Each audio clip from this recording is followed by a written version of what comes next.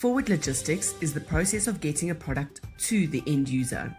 Reverse logistics means having the product returned to the warehouse or manufacturer from the end user. Some common types of reverse logistics are returns, goods for remanufacturing, refurbishing, packaging, unsold goods, end-of-life products, delivery failures, rentals and leasing, repairs and maintenance.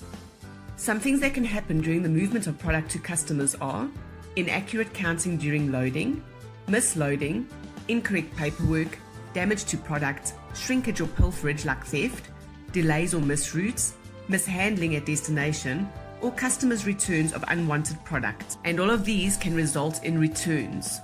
This is why a reverse logistics process is so important.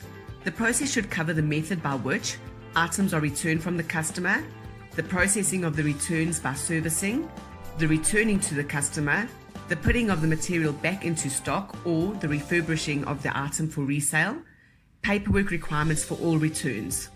A lot can go wrong with reverse logistics, such as unhappy customers, third parties not focusing on returns, delayed lead times on returns, lack of trained personnel mishandling these returns, and insufficient document control. Returns and reverse logistics can cost the supply chain a significant amount of money if it is not well managed. Not only does this impact sales figures, but there are other costs to consider too, such as operational, transport and admin costs, inventory carrying costs, and of course the cost of a damaged reputation. So how do we manage these returns?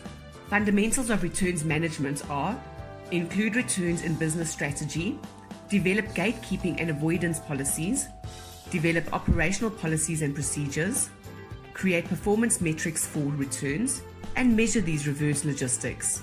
And how do we minimize returns and the loss of profit? First and foremost, we can just not do them. Find ways to avoid returns, such as persuading the customer not to return the goods, pay to avoid the returns, and get product marketing involved to improve product features. Secondly, streamline and automate the processes. Thirdly, look at making returns profitable for the company. Other ways to minimize returns and loss of profits include understanding reasons for returns in order to rectify it, credit client accounts quickly, inform purchasing about returns, ensure warehouse is prepared for these returns, and so forth. Now, it's important to not just view reverse logistics as customer returns requiring refunds. There are also ecological, environmental reverse logistics. This means taking products at the end of their life and reusing parts or recycling pieces, and so forth. The benefits to this is that we minimize environmental impact, lower our bills by reusing spares, have better control over our stock, and improve the corporate image and customer satisfaction. Thus, following in the footsteps of companies like Apple and UPS and turning reverse logistics into a profitable strategy for the company.